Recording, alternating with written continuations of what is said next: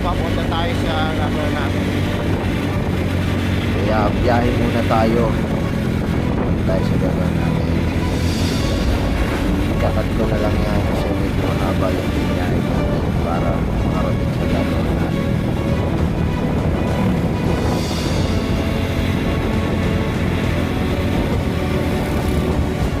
Ito pupuntahan ko medyo malayo kaya ang gagawin natin pagkatay natin ang video. So, dito na tayo sa panibagong trouble natin. Yan siya, meron siyang buzzer.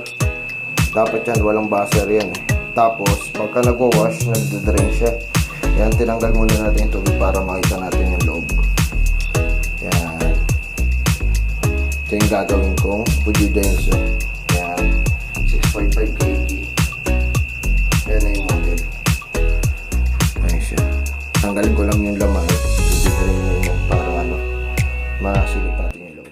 Yan.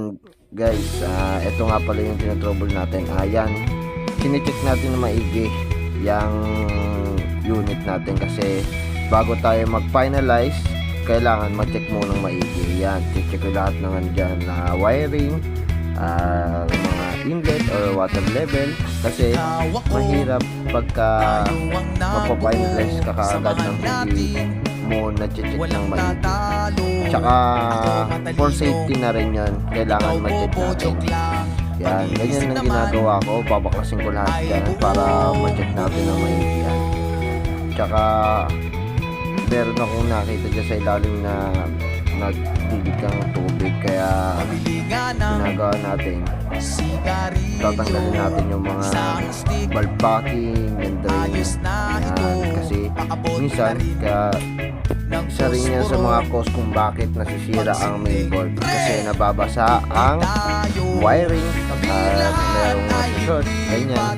Kaya mas maigi, i-check nyo po muna lahat bago kayo mag-finalize. Ganyan ang ginagawa ko. Nakita nyo, todo silip sa ilalim.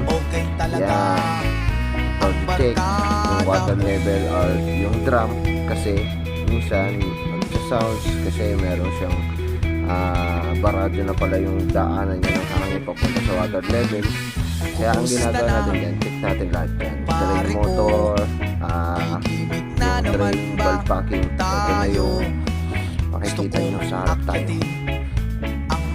Yan kung bakit nagkakaroon siya ng beep sound. Tsaka gumagana yung inlet pag nag-i-spin. Tapos pag nag-wash, gumagana naman yung drain motor. Tapos dire-diretso ang beep sound. Yan po ang cause. Nagkakaroon siya ng tubig. Nababasa po siya. Ayan siya. Tsaka may spot ng sunog. Yan. Fujidenso. 6.5 kg. Yan. Sa time na yan, pinalitan na natin ng bagong board. Naka-order na agad tayo ng bagong board. Fujidenso. Sa time na yan, tinetesting na po. May sasalita ko dyan, tinuturo ko sa inyo. Kasi nawala yung sounds ko. Yan. Ito na po siya.